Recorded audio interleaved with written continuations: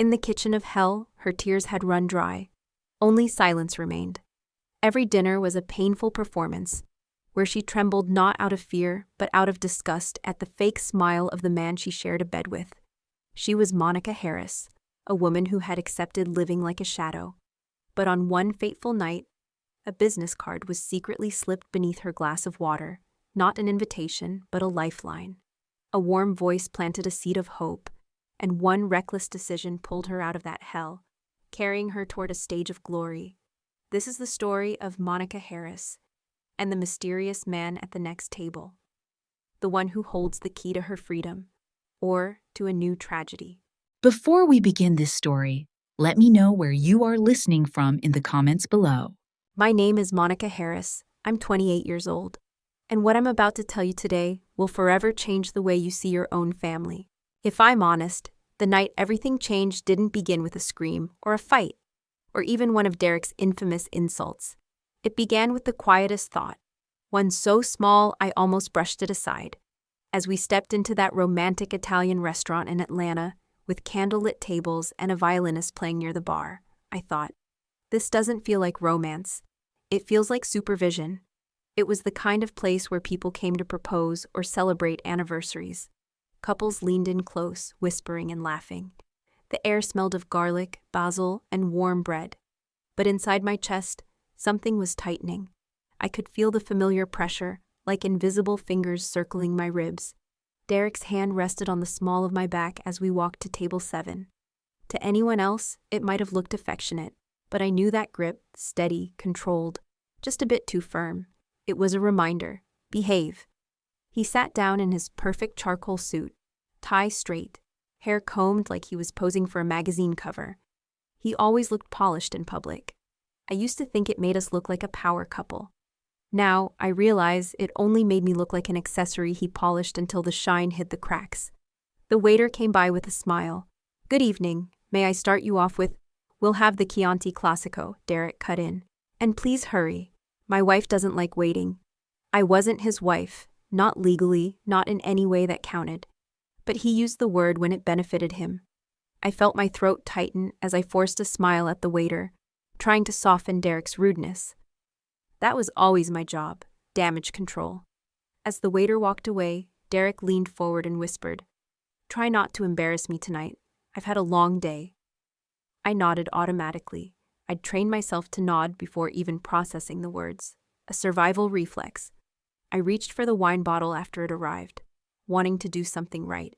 I'd rehearsed this in my head thousands of times, pouring steadily, holding the bottle low, letting the wine touch the glass with no splash. Perfect, controlled, acceptable. But my fingers were trembling before I even touched the bottle. Maybe it was the way Derek's eyes had been scanning my phone earlier. Maybe it was the pressure of sitting still, breathing shallow, pretending to be unbothered. Maybe it was me. I don't know. All I know is that the bottle slipped. A dark red cascade spilled across the crisp white tablecloth, blooming like a wound. Some splashed onto Derek's sleeve. For a moment, the world didn't move. The restaurant noise faded into a muffled hum, like my ears couldn't decide whether to listen or protect me. I'm sorry," I whispered, hands instinctively pulling back. Derek didn't raise his voice. He didn't need to. His eyes turned cold, flat, lethal in their own quiet way. He leaned closer, his breath grazing my cheek. "If you embarrass me again," he murmured, "you'll regret it. Do you understand?" My stomach clenched as if someone had punched me. My hands began to shake uncontrollably, my breath quickening. The panic rose so fast it felt like drowning in shallow water, something no one else could see, but I could feel suffocating me. And then someone saw me. A server, maybe mid-20s, paused a few feet away.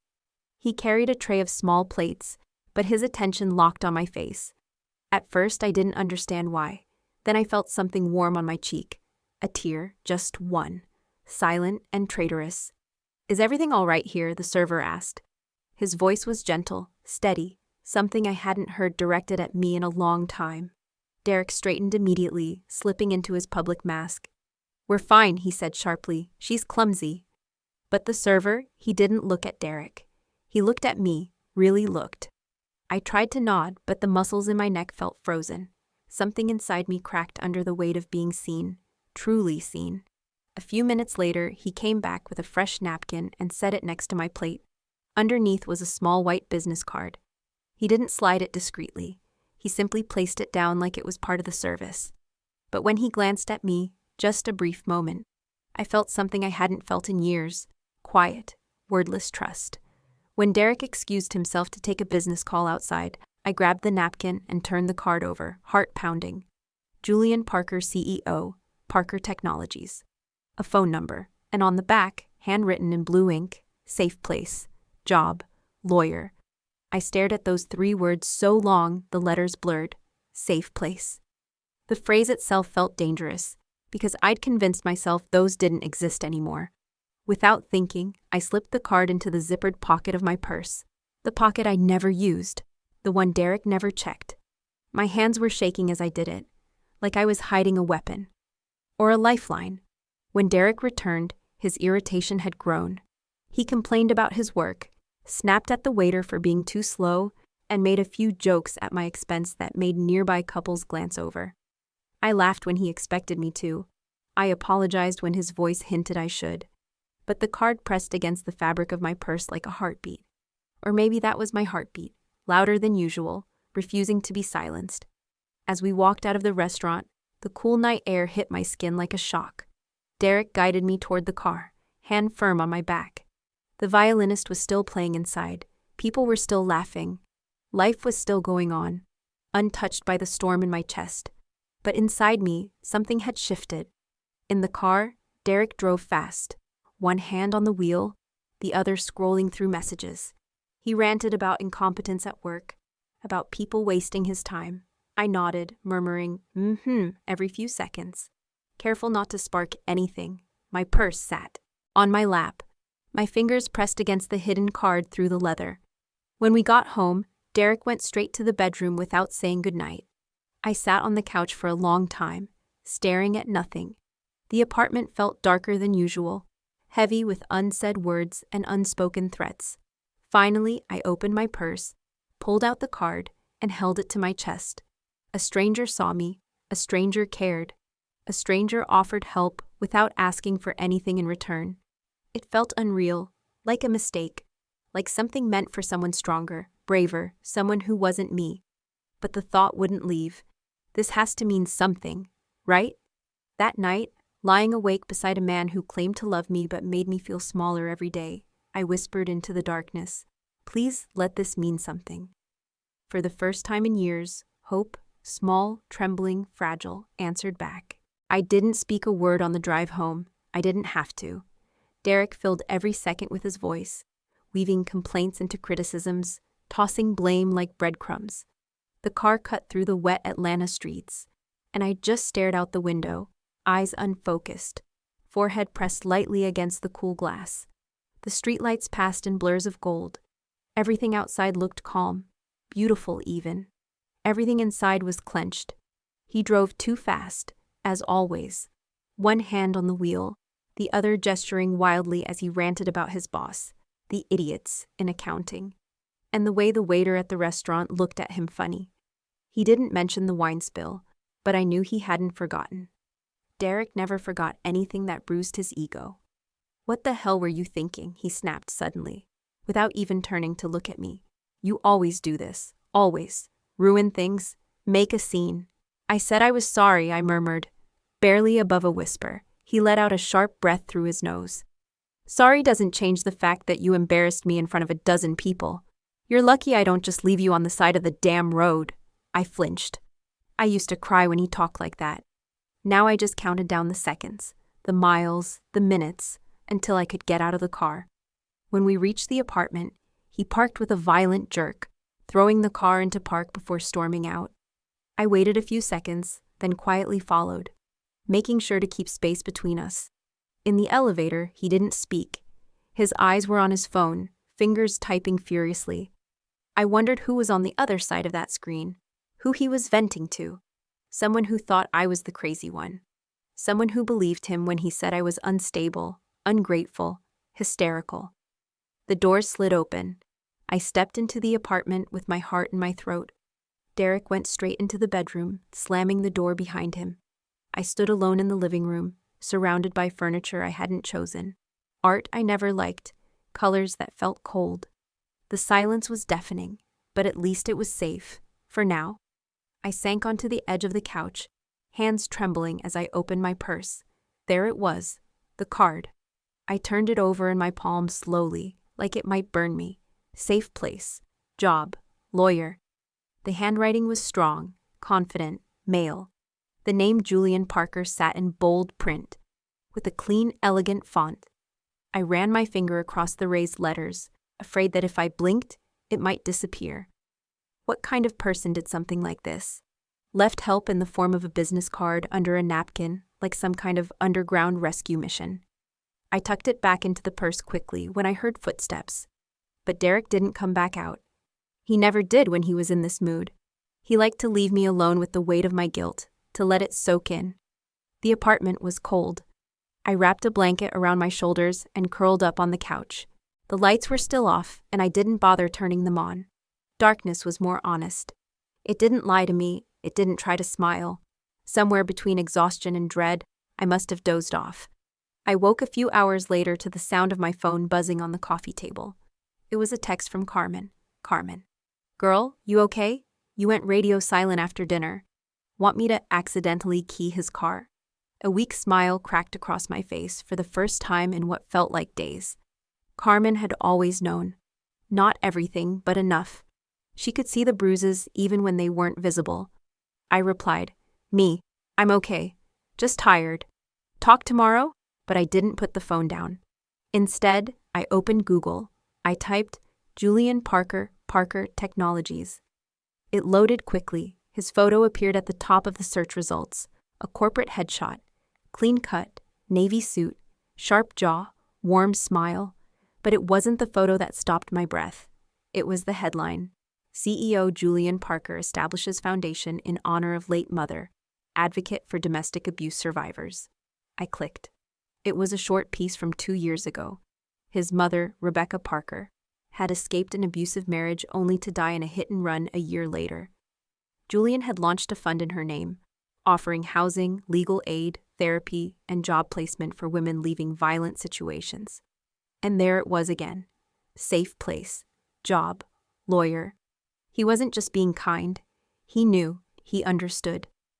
Tears welled in my eyes, not from sadness, but from the terrifying flicker of hope. Could I really leave? Could I start over? I stared at my phone, heart pounding, fingers hovering over the dial pad. He probably wouldn't answer, or maybe he would. What if he judged me? What if this was a mistake? What if this was my last chance? With a breath that felt like a scream stuck in my chest, I dialed. 1 ring, 2, 3, then a click. Julian Parker, a voice answered. It was warm, calm, strong. No judgment, just a name. I opened my mouth, but no sound came out. Hello, he said again, gentler this time. Is someone there? Yes, I whispered, voice shaking.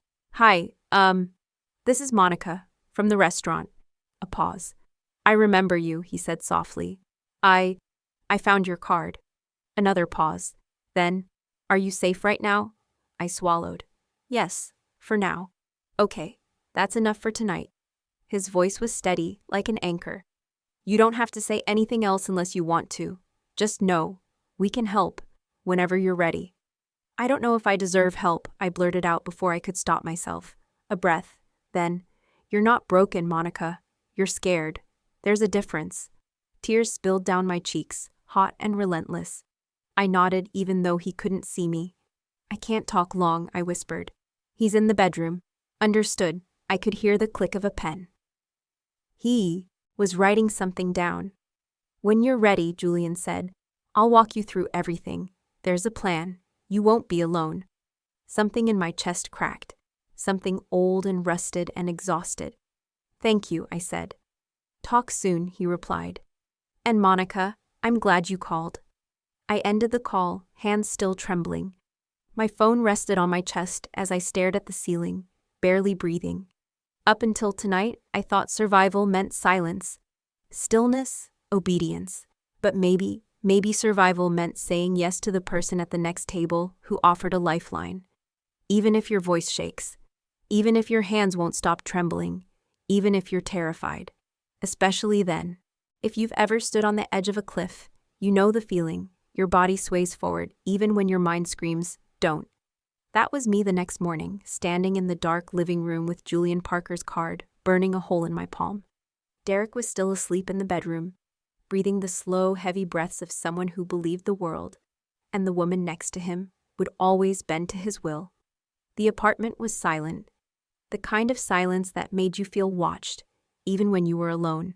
I didn't dare turn on the lights. The darkness felt safer, like a blanket that hid the parts of me Derek hadn't managed to break yet. My phone screen glowed in the dimness. My thumb hovered over Julian's number, trembling. I'd never called for help before, not once. Not even the night Derek threw my phone against the wall because I replied, too slow. Not the night he made me stand outside our apartment for 20 minutes to think about my attitude.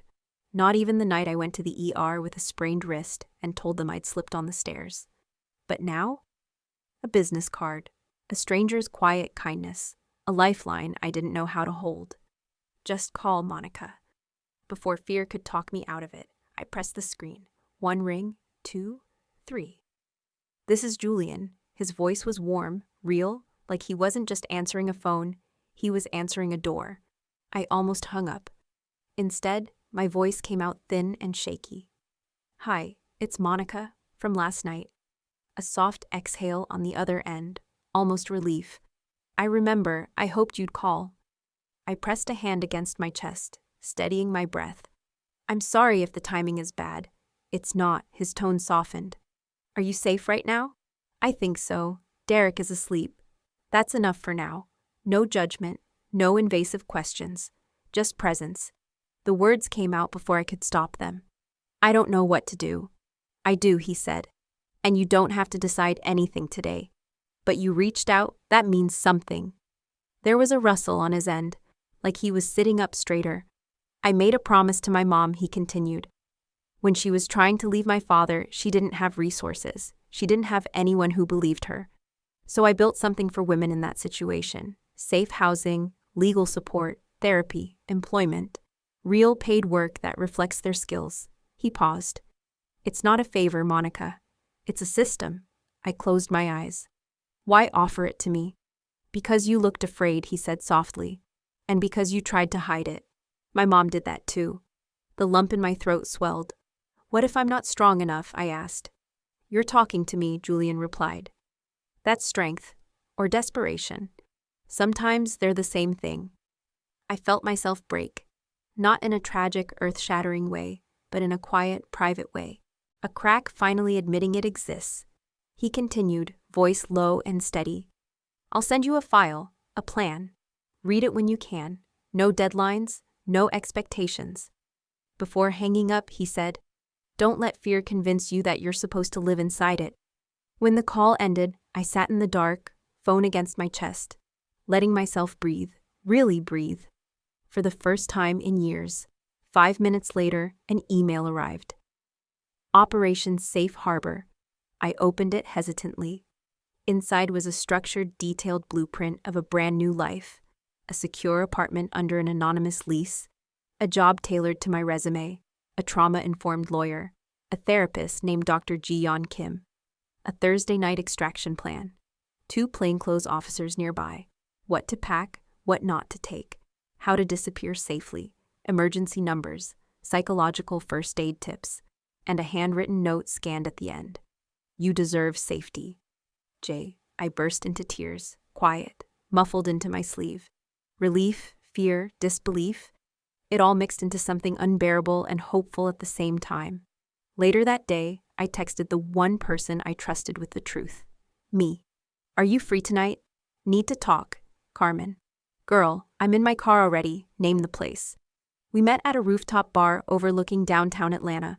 Carmen saw me and immediately pulled me into a tight hug, fingers digging into my back the way people hold someone they're afraid to lose.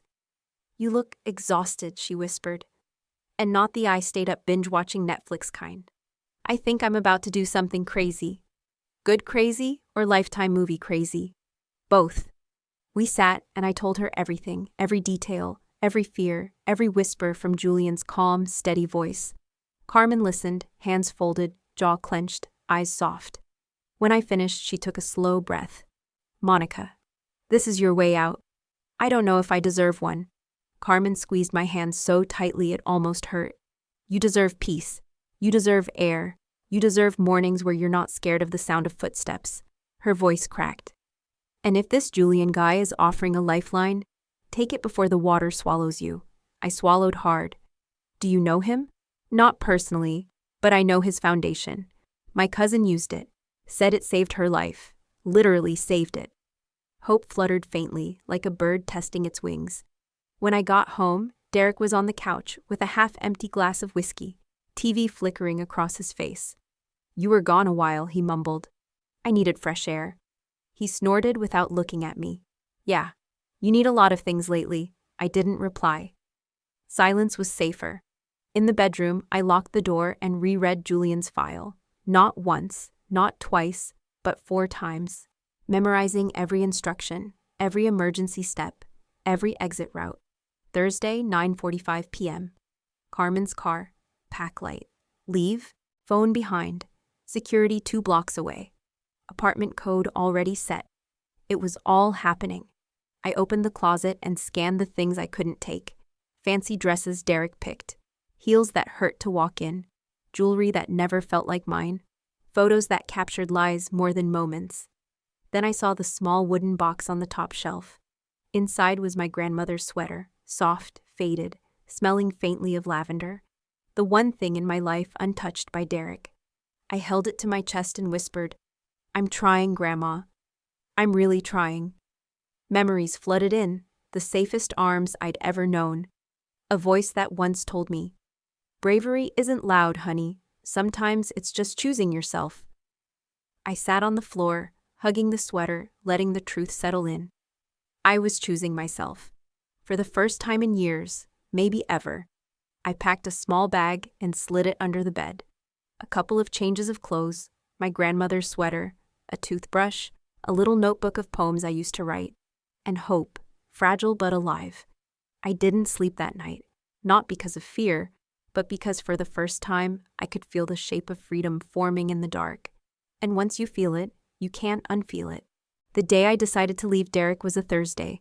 It didn't feel dramatic. There was no final insult, no slammed door, no bruising silence heavier than the furniture in our apartment. There was just me, standing in the kitchen at 7:04 a.m., making coffee with hands that didn't shake. It was the calmest I'd felt in years. Derek was still in the bedroom, snoring lightly. He'd gone out the night before with coworkers, drinking more than usual. His wallet was on the nightstand, phone beside him, screen lit with notifications. I didn't check them. I didn't need to. I wasn't his keeper anymore. I poured my coffee and stood at the counter, staring out the window. The sun was rising behind the skyline, painting the sky in soft orange and dusty lavender. I closed my eyes and thought, this is the last morning I'll wake up afraid. At 9 a.m., I called Carmen. I need you, I said simply. Her response was immediate. What time? Tonight, 9:45. I'll be waiting out back. There was a pause, the kind that carried 1,000 unspoken things. Okay, she said. I'm in. Then came the waiting. The longest, most surreal day of my life. Every moment felt like walking across thin glass. Each step careful, deliberate. I packed slowly, methodically, memorizing the list from Julian's file. No electronics, no traces. Bring only what matters. Bring only what's yours. So I left behind the designer bags Derek gave me after every argument. The perfume he liked, not me. The lingerie still wrapped in tissue paper, bought with someone else's pleasure in mind. I filled one small duffel bag with 3 changes of clothes, a worn paperback I loved since college, a toothbrush, a set of folded documents Julian had sent, and my grandmother's sweater, the only thing soft enough to carry the weight of who I used to be. The hardest part wasn't the packing, it was the part where I looked at everything I wasn't taking, and realized how little of it had ever belonged to me. At 6:30 p.m., I stood in the bathroom, brushing my hair in front of the mirror. My reflection didn't flinch the way it used to. For once, I didn't look like someone hiding a bruise. I looked like someone about to claim something back.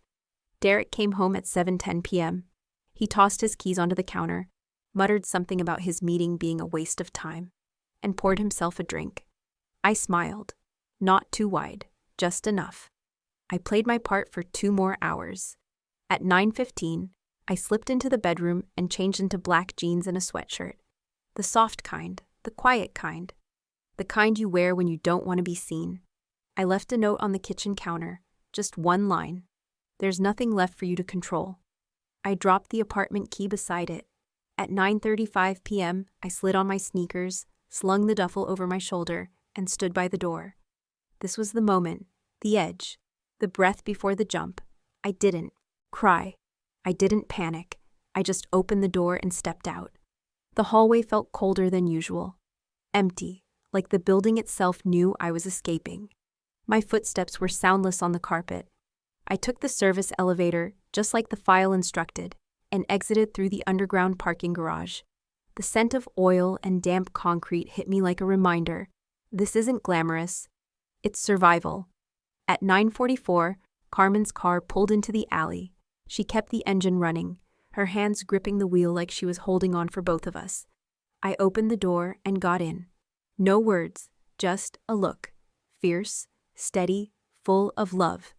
From the corner of my eye, I spotted 2 men leaning casually near a dumpster, one sipping coffee, the other scrolling his phone. Julian's security team, invisible to anyone else, unmistakable to me. As we drove away, my chest cracked open with a silent sob I didn't let out. Not yet. Not until we were 10 blocks away.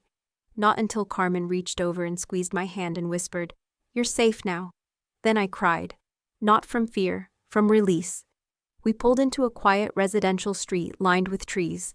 At the end of the block stood a building made of red brick and white balconies, cozy but fortified, with warm lights glowing behind curtains. Julian was already there. He stood outside the front entrance, wearing a navy hoodie and jeans, not a trace of corporate polish. Just a man keeping a promise. He opened the door before we even knocked. "Welcome home," he said, voice low. I froze. Not because I didn't want to enter, because I wasn't sure how it would feel to be allowed. Julian stepped aside and nodded once. "No one owns your peace but you." I stepped in. The apartment was simple. Cream walls, a small kitchen, a soft gray couch.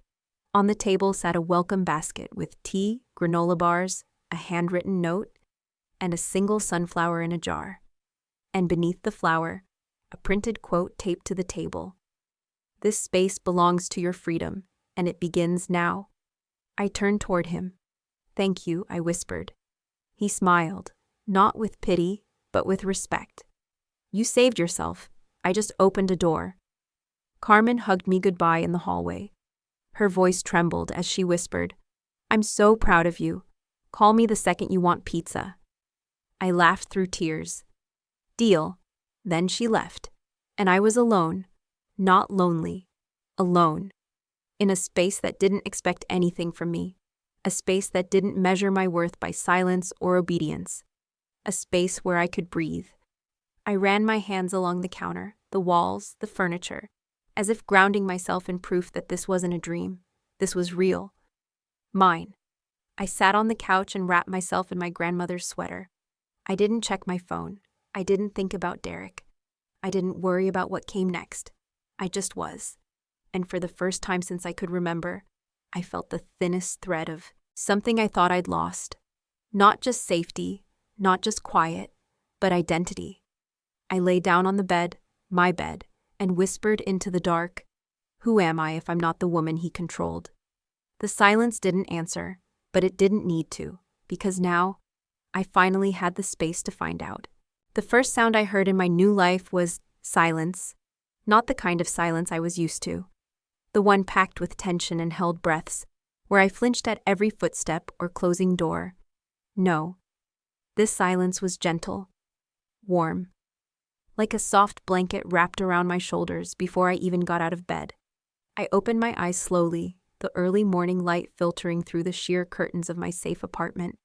For the first few seconds, I didn't move. My body needed to verify that this wasn't a dream, that Derek wasn't beside me, that the creak of the floorboard wouldn't trigger an outburst. But there was no Derek. There was no shouting, no passive-aggressive questions about breakfast, or veiled accusations about my tone. Just me. Just peace. I sat up and pulled my grandmother's sweater tighter around me, breathing in the scent of laundry detergent and faint lavender from the basket Julian had left. I didn't cry. I thought I might, but the tears didn't come. Instead, I felt something stranger. Stillness.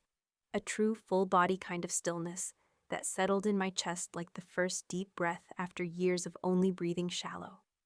I made tea, slowly, deliberately, measured the leaves, watched the water boil, poured it into a mug that said, "You've got this," in cheerful yellow letters. I sat on the little couch with my feet tucked underneath me, sipping in silence, the city outside humming softly through the window. Then I opened the welcome file again. Monday, 9 a.m. HR orientation, Parker Technologies contact. Lauren Kim, Director of People and Culture dress code. Comfortable professional attire, just be yourself. That last line, just be yourself, felt so alien I almost laughed. I hadn't been myself in years. I wasn't even sure I knew what that meant anymore, but I followed instructions. Picked out a clean blouse, simple pants, flat shoes, hair tied back, makeup light, just enough to feel human, not enough to feel masked. At 8:30 sharp, a black sedan pulled up to the front of the building. It was Carmen's friend Theo, one of Julian's contacts. No questions asked. Just a friendly nod and a "Good morning, Monica," like he'd known me forever. When we pulled up in front of Parker Technologies, I froze for a second. The glass facade of the building shone in the morning sun. Employees walked briskly through the revolving doors, chatting with coffee cups in hand, lanyards bouncing against their chests. They looked normal, not broken, not hiding. Could I really belong here? Theo caught my hesitation and smiled gently. "You're going to be just fine. They've been expecting you." That sentence alone nearly undid me. Inside, the lobby was sleek but warm, natural wood paneling, soft lighting, greenery in tall pots. A receptionist with box braids and the kindest smile I'd ever seen greeted me. "Hi there. You must be Monica Harris." I nodded, surprised. "Yes, how did you—" "We take care of our own here," she said, and handed me a guest badge. "Lauren will meet you upstairs." The elevator ride was quiet, except for my heart thudding like it was trying to punch its way out of my chest. But when the doors opened, Lauren Kim was already there, waiting, petite, sharp-dressed, with a warmth in her eyes that disarmed me instantly. "Monica," she said, offering a hand. "Welcome." She didn't say, "Welcome aboard," or "Welcome to the company." Just, "Welcome." I shook her hand, and she led me into a glass-walled conference room with fresh croissants and a folder with my name on it. As I sat, she said softly, "This isn't charity, Monica. You were hired because of your resume, your qualifications, and your potential. Julian may have opened the door, but you walked through it. We're just here to make sure you thrive." I tried to respond, but emotion closed my throat. Instead, I nodded. Over the next hour, we went through onboarding, paperwork, benefits, introductions. Lauren explained my role, operations assistant in a team managing community grants and partnerships. A real position, real work. Not some hollow desk to keep me busy. At 10:30, the conference room door opened, and there he was, Julian. He looked different in the daylight, less like the man from the restaurant and more like a real person. Button-down shirt rolled at the sleeves, a notebook under one arm, and that same steady gaze. "Hey," he said gently. "Mind if I steal you for a quick walk?" I stood up, suddenly aware of how small I felt, and how much I didn't want to feel that way anymore. We walked down a quiet hallway toward a small garden terrace on the 3rd floor. It overlooked the city, humming with life. Wind caught a loose strand of my hair, and I tucked it behind my ear. "How was your first morning?" he asked. "Surreal," I admitted. "You're doing great." "How would you know?" he smiled. "Because you're still standing." I looked away. I keep thinking this will all collapse, that I'll wake up back in that apartment, and this will have just been a dream. "It's not," he said. "This is yours now." I turned to face him. Why did you build all of this? Not just the job, but the system, the network, the people. He leaned on the railing, quiet for a beat. Because nobody came for my mom, and I remember how it felt to be a teenager watching her shrink every day, waiting for someone to notice, someone to help, but no one ever did. I didn't say anything, I just nodded. He didn't try to comfort me. He didn't offer cliches. He just stood there beside me, steady and real. That afternoon, I got my desk. It was simple, just a corner with a monitor, a soft chair, and a framed print that read, "Progress over perfection." At 2:00 p.m., I was called into a team meeting. 10 people gathered around a long table. I kept my head down at first, my instinct still to shrink. But halfway through, the discussion stalled. Some logistical mess in a grant delivery schedule. People talked in circles. Then, without thinking, I spoke. What if we consolidate the regional drop points and reassign distribution to the nonprofits with extra bandwidth? Silence, then nods. Then Lauren said, "That is a great idea." And just like that, I existed. At 4:15 p.m., my calendar pinged. Dr. Ji-yeon Kim, initial session, 4:30 p.m., telehealth. I almost canceled. I didn't want to talk about him, about trauma, about what I'd survived. But I logged in. Dr. Kim's face filled the screen. Calm, wise, direct. We talked. Or rather, I did. For an hour. I told her things I hadn't even admitted to myself. And near the end she said, "Monica, what you experienced wasn't just tension, it was emotional abuse. It was control. You've spent years surviving something you weren't meant to carry alone." Something in me broke, but it was a clean break. One that made space for something new. When I returned home that evening, I sat on my couch and opened my journal. At the top of the page, I wrote, Day 1. I didn't look at the floor when I spoke. I looked people in the eye. I said something smart in a meeting. I told the truth to a stranger. I survived. I am surviving. And for the first time ever, I believed it. I used to think healing was a straight line. One of those inspirational graphs people post online, where the red arrow goes steadily upward. But the truth is, healing is more like a heartbeat on a monitor. Spikes, crashes, pauses, dips. And sometimes, without warning, an old shadow slips into your new life and threatens to shut everything down. Everything had been going surprisingly well. Too well, maybe. 3 weeks into the job, I felt myself changing in ways that startled me. I stood straighter, I spoke louder, I took up space on purpose instead of apologizing for every breath I dared to draw. Even my reflection looked different, no longer wide-eyed and watchful, but alert and grounded.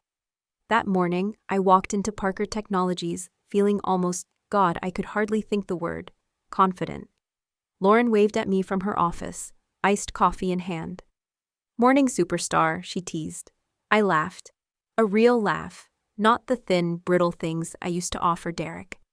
I made my way to the operations floor, feeling the soft hum of work energy around me. Keyboards clacking, phones ringing, people in motion with purpose. For once, I wasn't an outsider. I belonged. At 10:15 a.m. sharp, Julian stepped onto the floor. You could always tell when he arrived, not because he demanded attention, but because people naturally lifted their heads.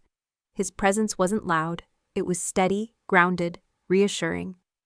He approached my desk with a small smile. "Got a minute?" he asked. "Sure." We walked down the hallway toward the glass meeting pods overlooking the city. Inside, he handed me a folder. "I read your report on the distribution channels restructure," he said. "It's excellent, effective, clear, and 2 steps ahead of the board's concerns." I felt warmth bloom in my chest. "Thank you." "You earned it," he said. "Everyone sees that. Everyone, not just him." Before I could respond, a loud crash echoed from the lobby downstairs. We both froze. "What was that?" I asked. Then came the shouting, a man's voice, deep, sharp, terrifyingly familiar. "Where the hell is she?" The hairs on the back of my neck stood up. A cold wave washed through me, the kind that didn't ask permission before taking over your body. "No," I whispered. "No, no, no, please God, no!" Julian turned toward me instantly. "Monica, what is it?" But I already knew. Even before the second shout, "Monica!" My stomach twisted violently. My vision blurred. The world narrowed to a pinpoint. It was Derek, here, in my sanctuary. In the one place he shouldn't be able to reach, Julian reacted immediately. "Stay behind me." He placed a hand on my back, not pushing, not grabbing, just a steady physical barrier, and guided me deeper into the hallway as security alarms began to beep. Downstairs, Derek pushed past reception. "Don't touch me. She's my wife." "She's not," a guard replied firmly, "and you need to leave." "I'm not leaving until she talks to me." His voice ricocheted through the atrium, slamming into every corner of my mind like a hammer. My breath came in short, sharp bursts. My throat closed. I tried to speak, but no sound came out. Panic rose, thick and suffocating, wrapping around my lungs like barbed wire. Julian stepped in front of me completely now. "Look at me," he said, kneeling so his eyes met mine. "Stay with me. You're safe." But the terror was old, ingrained. My body was no longer in the present. It was in every moment Derek had cornered me. Every moment he'd controlled the air I breathed. Tears blurred my vision. He found me. He found me. "You're safe," Julian repeated, voice calm, steady, unwavering. "No one is touching you, not while I'm here." His words were a grounding rope, but the panic pulled harder. Then, I heard Dr. Kim's voice in my mind from our last session. When panic begins to rise, you need a tether. Something real, something present. Julian must have sensed it. Because he leaned in close, not invading, not overwhelming, just there, steady as a wall. "You're here, Monica, right here with me. Take a breath, in and out. I've got you." My vision steadied just slightly. From somewhere below, I heard the thud of footsteps, security rushing in. "Sir, step away. Don't tell me what to do," Derek roared. My breath hitched again, but Julian's hand gently, firmly pressed between my shoulder blades. "You don't have to look. You don't have to hear. Just stay with me." I focused on his voice, his grounding presence, his warmth. A few minutes later, though it felt like an eternity, a security officer's voice echoed from the stairwell. "He's detained. We're escorting him out of the building." When Derek's shouting faded, replaced by the dull thrum of the office, my legs gave out. Julian caught me before I hit the ground, lowering me onto a nearby bench. My hands shook violently, my chest heaved, my skin burned hot and cold. "Monica," he said softly, "you're safe. He can't touch you. We won't let him." I thought I left all of it behind." "You did," he replied. "This is just the shadow. Shadows aren't real. They can't hurt you." He said it with such conviction that for a moment, just a moment, I believed him. He stayed with me until I could breathe normally again. He didn't rush me. He didn't fill the silence with platitudes. He simply stayed. That meant more than any promise he could have made. When I finally looked up, his gaze was steady, unwavering. "He came here to scare you," Julian said. "To claim control he no longer has." I panicked, I whispered. I fell apart. "No," he said firmly. "You reacted to trauma, and then you found your way back. That's strength." The words were simple, but something inside me shifted, like a lock clicking open. Later that afternoon, HR escorted me through emergency protocols, security briefings, legal preparations. But everything felt muted, as if I were underwater. It wasn't until I got back to my apartment that the weight of what happened sank in. I took a long shower, letting the water hit my face until I could breathe again. Then I wrapped myself in my grandmother's sweater and sat on the couch, knees pulled to my chest. He found me. He came here. He tried to break into my new world. But he didn't succeed. He didn't get to destroy me this time. Because someone stood between us. Because I wasn't alone. Because the person at the next table in that restaurant had chosen not to look away. And that mattered more than the terror still lingering in my chest. As I lay there, exhausted but alive, a new realization flickered through me. This wasn't just safety. This was connection. This was something else. Something I wasn't ready to name yet. But it was there, quiet, warm, steady, and terrifying in its own right. I used to think healing meant forgetting, that you had to bury what happened so deep, it stopped echoing. But I've learned that healing isn't about silence. It's about learning how to live with the echoes without letting them drown you. It's about learning how to breathe again and trusting that the next breath will come. After Derek stormed Parker Technologies, everything shifted. Not just externally, though security tightened and my badge was upgraded, but inside me.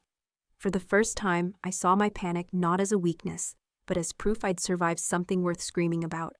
Dr. Kim called it integration.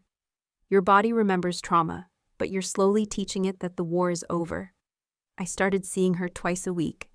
Some sessions were quiet, just me sitting there in silence while she waited, no pressure. Some were full of shaking tears.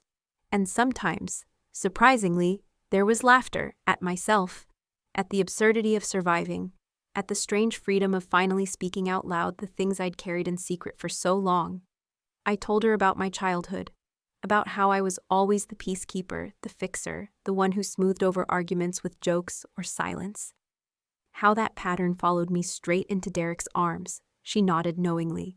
Control masquerading as love always finds those who were taught to make themselves small.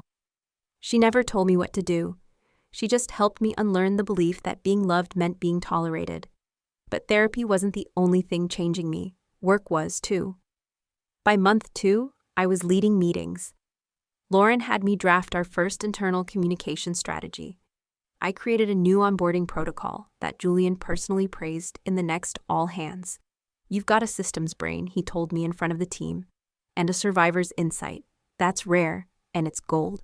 It stunned me, not just the compliment, but that he said it publicly, with respect, not a drop of pity. Julian and I began to see more of each other outside of the office too, not romantically, not officially, but there were coffee runs that lasted too long, lunch breaks that drifted into walks around the city, shared silences that felt far from awkward. One Wednesday evening, he offered me a ride home after a long planning session. I almost said no, my reflex still to reject anything that could be interpreted as intimacy, but I said yes. In the car, we talked about his mother. She was the strongest woman I've ever known, he said. Eyes fixed on the road. But strength doesn't always look like armor. Sometimes it's just staying alive when every part of you wants to vanish. I nodded. I know that kind of strength. He looked at me, and something passed between us. Unspoken, but undeniable. When he dropped me off, he didn't say anything more, just, "You're doing good, Monica. Really good." I watched his car disappear down the street, a strange ache blooming in my chest. Not fear, not longing. Something softer, warmer, something terrifying. At our next session, I told Dr. Kim, I think I'm falling for him, and I hate that I don't know if it's gratitude or something real. She smiled gently. Monica, love that comes after survival is always messy. But the fact that you're asking the question means you're no longer letting someone else define it for you. I sat with that for days. Then came the Parker Foundation Gala. It was a fundraiser Julian hosted annually for the Domestic Violence Initiative, named after his mother. He invited me with a casual, "You don't have to go, but I think you'd enjoy it, and I'd be glad to have you there." Carmen helped me pick a dress. Nothing flashy, just elegant. Emerald green, with long sleeves that hugged my arms and a neckline that didn't apologize. For the first time in years, I looked in the mirror and saw a woman I didn't want to hide. The gala was held at a rooftop venue surrounded by glass and soft lights. I walked in with my breath tight, but loosened the moment I saw Julian near the entrance, dressed in a tailored navy suit that made him look both powerful and human. "You clean up well," he said, offering his arm. "You're not so bad yourself," I replied, taking it. We moved through the room, meeting donors, survivors, advocates. One woman, Patricia, spoke on stage about leaving her abuser in her 60s and starting a new life with nothing but a bus ticket and a suitcase. I cried. Openly, not just for her, but for every version of me I'd buried along the way. After the speeches, there was music. A slow jazz number played, and people moved toward the dance floor. Julian turned to me. "May I?" I hesitated, then nodded. We danced, slow, simple. No pressure. His hand rested gently at my waist, my palm on his shoulder. Our steps were tentative at first, like two people relearning a language. Then he said, "Thank you for trusting me." And I said, without thinking, "Thank you for saving me." He stopped, shook his head slightly. "You saved yourself, Monica," he whispered. "I just opened a door." I looked up at him, and something inside me cracked, gently this time, like a window letting in air after years of being sealed shut. We stood in the middle of the dance floor, surrounded by strangers, the world dimming around us. I didn't kiss him. He didn't ask me to. But in that moment, I felt the weight of every broken thing I had carried begin to lift. Not because someone else was holding it, but because I had the strength to finally set it down. Later that night, alone in my apartment, I wrote in my journal, "Tonight I stood under string lights in a room full of powerful people and didn't feel like I was pretending to belong. I danced with a man who saw me before I saw myself. And I realized I'm not afraid of freedom anymore. I'm afraid of what comes next, because it might be joy. And I've never learned how to hold that without flinching." And just before closing the journal, I added, "I think I'm in love with him. And that terrifies me. Because this time, it's not about survival. It's about choice." The night before the trial, sleep refused to come. I lay in the dark of my apartment, the safe apartment, the one where nightmares couldn't crawl under the door, and listened to the hum of the city outside. It was almost peaceful, almost. But inside my chest, an old war was waking up. Tomorrow I would face Derek. Not in the shadows where he'd always cornered me, not behind closed doors where my voice shrank into something unrecognizable, but in a courtroom, under fluorescent lights, with strangers watching and a judge presiding. He would not be the only one with power this time. I tried to hold on to that thought, but fear seeped in like cold water. I got up, padded barefoot to the bathroom, and stared at my reflection. My hair was pulled back, loose strands falling over my forehead. There were faint circles under my eyes, but the woman staring back at me wasn't the same person Derek had kept in a cage. She looked tired, but strong. I pressed my palms against the sink and whispered my name. Monica Harris, not his, not belonging to him, my own. At 8:30 p.m., Julian arrived. He didn't knock loudly, just 2 soft taps. "It's me," he called gently. I opened the door and exhaled, like my lungs had been clenched shut all day. "You ready?" he asked. "No," I admitted. "But I will be."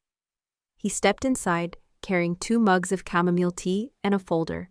"We don't have to rehearse every detail," he said, setting everything on the table, just enough so you don't get blindsided. I sat across from him, my hands fidgeted with the hem of my sweater. I hated that he could see how nervous I was, but he didn't call attention to it. He just opened the folder and walked me through the questions, gentle, calm, patient.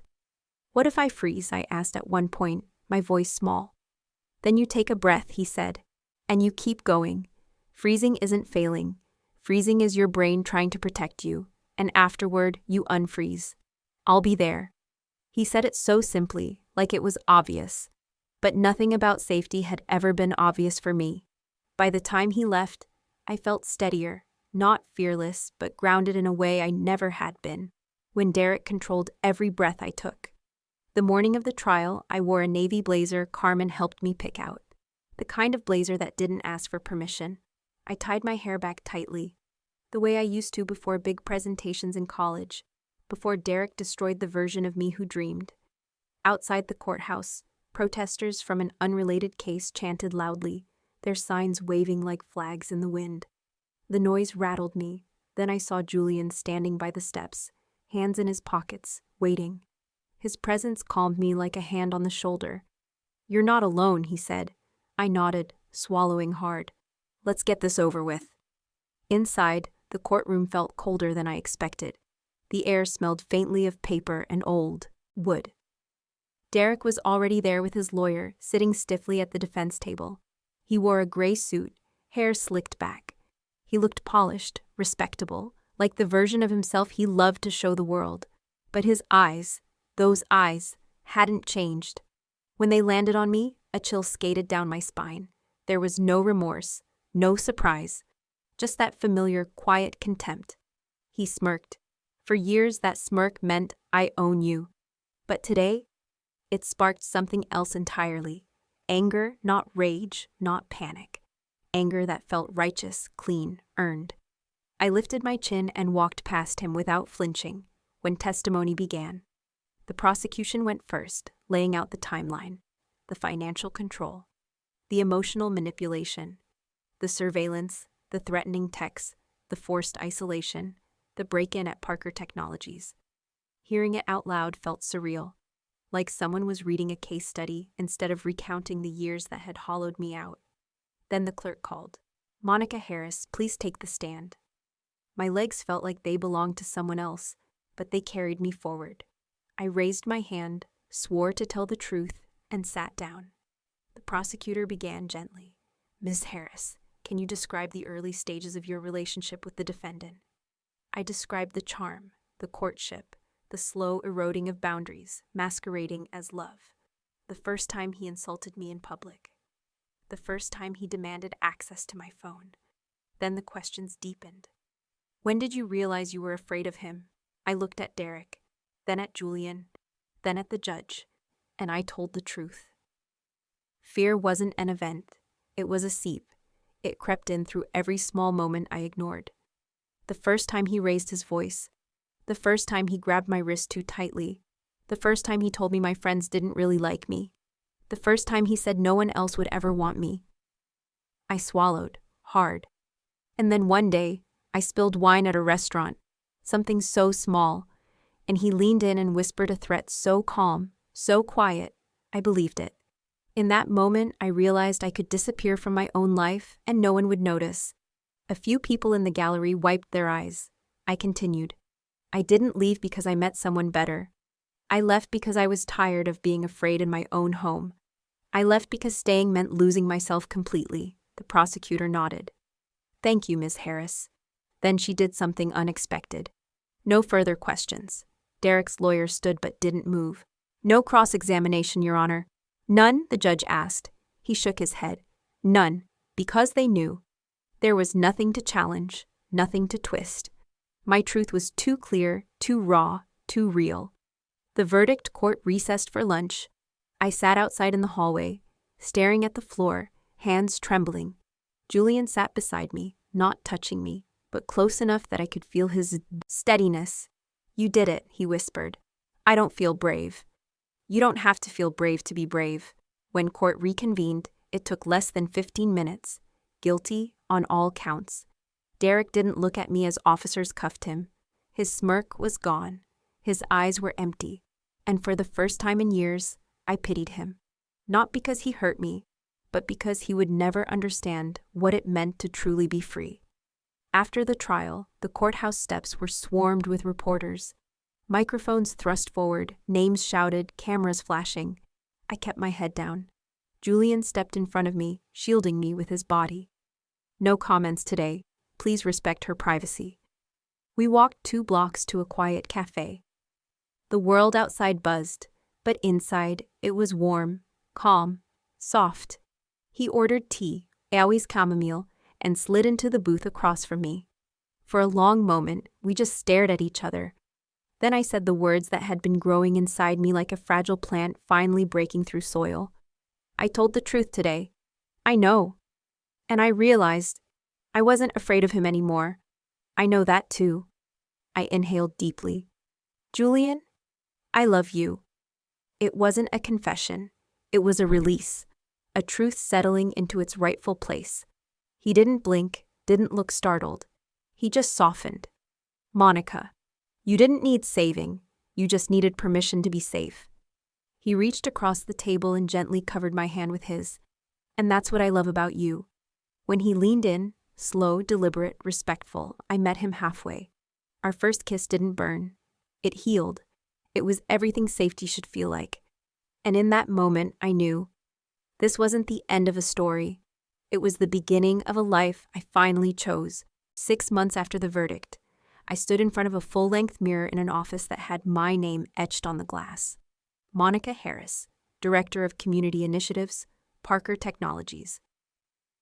12th floor. It still felt surreal.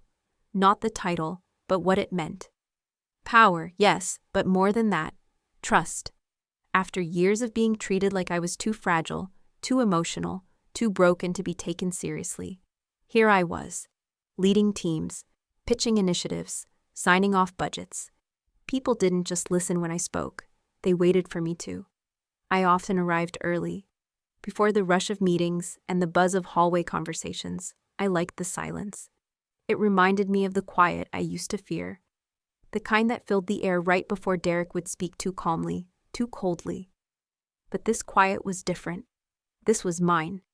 Framed photos lined the corner of my desk. One of me and Carmen, laughing with wind-blown hair on the rooftop where everything began.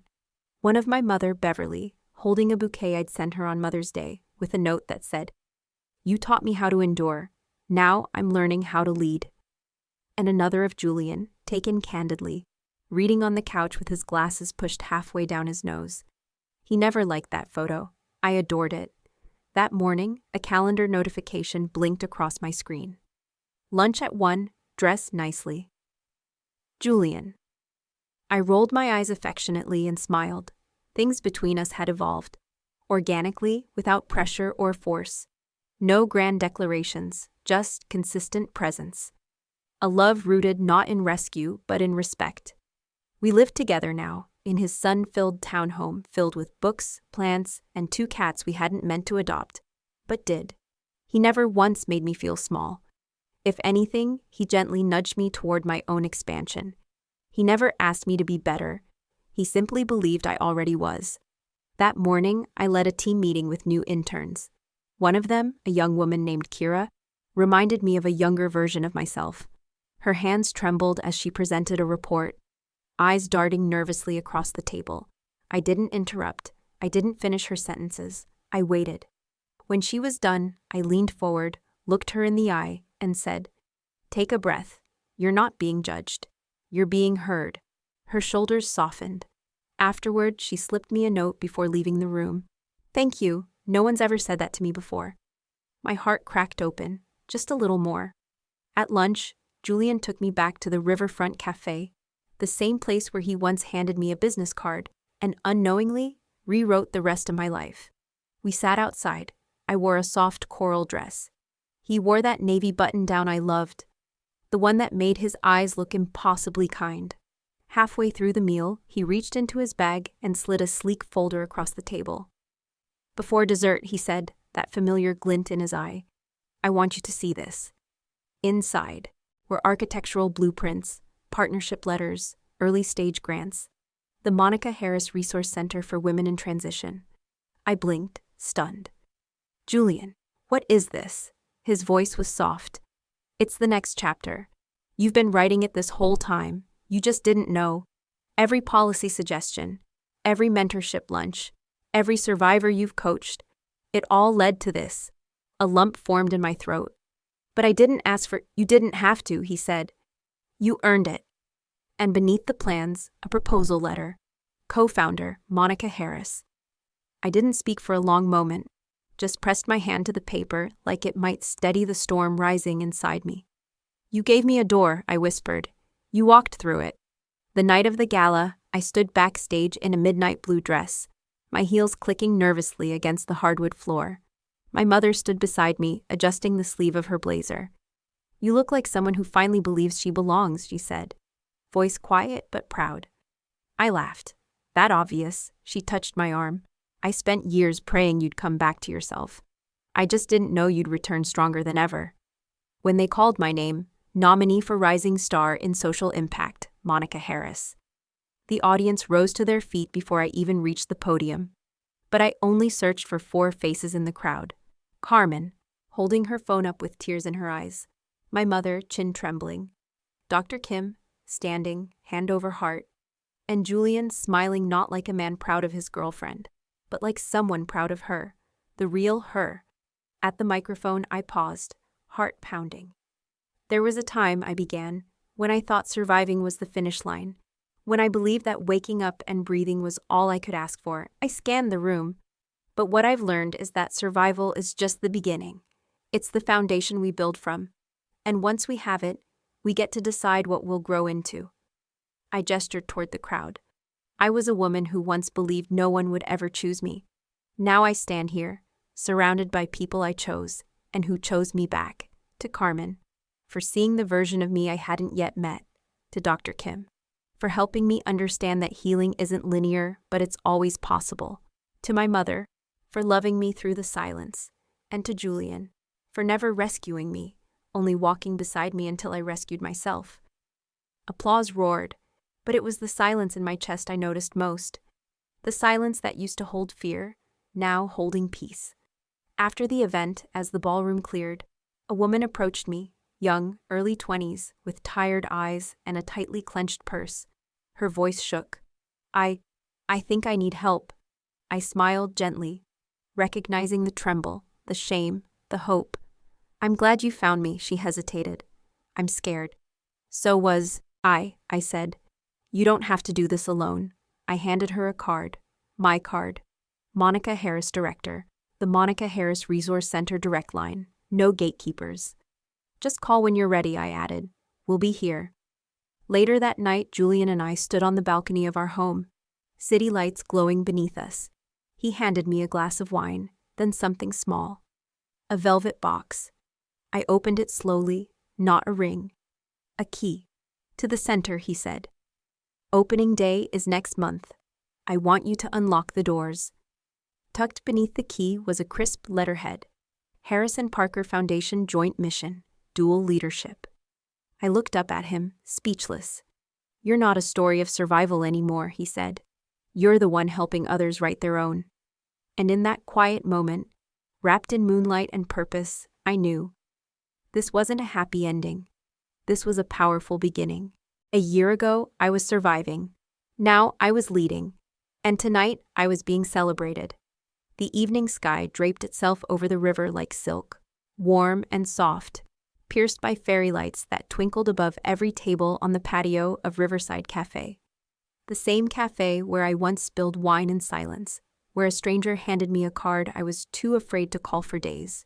Now that stranger was seated beside me, his hand resting gently on my back, guiding me forward. Not because I needed rescuing, but because I had become someone who chose to walk ahead. And he was simply proud to walk beside me. Julian Parker, my partner, my safe place, the man at the next table, who never looked away. The tables around us were filled with people I loved. My mother Beverly, radiant in a teal wrap dress. Carmen, wearing a gold pin shaped like a phoenix. Dr. Kim, calm and smiling softly. And my team from the Monica Harris Resource Center. Some of them had once been survivors too. Now they were program directors, counselors, advocates, torchbearers. I barely recognized the woman I used to be. And yet, I held her with me in every breath. Julian stood up holding his champagne flute, and the table fell silent. I'd like to make a toast, he said, eyes glinting with mischief and something deeper, pride, maybe, or awe. 1 year ago, Monica Harris walked out of a courtroom and into her future. She didn't just reclaim her life. She built a new one, and then she made room for others to follow. I felt the heat rise in my cheeks, but I didn't shrink, not anymore. She's led 57 programs, Julian continued, spoken at 17 events, helped hundreds of women find safety. But what amazes me most isn't the numbers. It's that she listens. She leads with empathy. She remembers every name, every face, every story. She's a force of nature wrapped in grace. He raised his glass. To Monica, who turned silence into purpose and pain into power. Everyone echoed the toast, their glasses clinking, their A's shining. I smiled but couldn't speak. My throat swelled too tight with emotion. Julian sat back down and slid a small box toward me. Now, he said with a grin, open this. Inside was a velvet pouch and a manila folder. I opened the pouch first, a silver key, on a chain. To what? I wasn't sure. Then I opened the folder. At the top, the Monica Harris Resource Center National Expansion Proposal, Dallas, Chicago, or Portland. I stared. My hands trembled slightly. We've secured buildings, Julian said gently. You don't have to run it all alone. You've built the model. Now we scale it. But this is huge, I whispered. You're ready, he replied. I wanted to argue, say I was still learning, still scared sometimes. But then I remembered what I told so many women. You don't have to feel fearless to move forward. I nodded slowly. Okay, I breathed. Let's do it. He wasn't done. There's more, he said, sliding a second envelope to me. Inside, I found a legal document. Harris and Parker Foundation Executive Leadership Transfer, CEO, Monica Harris. I blinked. You're giving it to me? I asked. No, Julian said. I'm giving it back to the woman who made it matter in the first place. I looked up. His eyes were steady, open, unwavering. This wasn't a proposal. This was a coronation. After dinner, we took a quiet walk through the city. My heels clicked against the cobblestone path, his hand brushing mine every few steps until we simply intertwined. We ended up at the center, lights off, closed for the night, but it never really slept. I unlocked the door with the key he gave me. It clicked like it belonged there. Inside, the air held a mix of lavender, paper, and something I couldn't name. Hope, maybe. We walked past the mural wall, painted by survivors, filled with quotes and art. My favorite was the one in the middle. Your story isn't over. The pen is still in your hand. A red voicemail light blinked on the front desk phone. Julian looked at me. You want to get it? I nodded. I pressed play. A voice soft and young crackled through the line. Hi, I'm not sure if this is right. I saw your number at the clinic. I don't think I'm ready to leave, but I think I'm ready to stop pretending everything's okay. I closed my eyes. I remembered that feeling. The breath before the first real word. The crack in the wall. I picked up the phone and dialed the callback number. Hi, I said when she answered. My name's Monica. I'm the director here, and I just want to say, you're not alone. Are you safe tonight?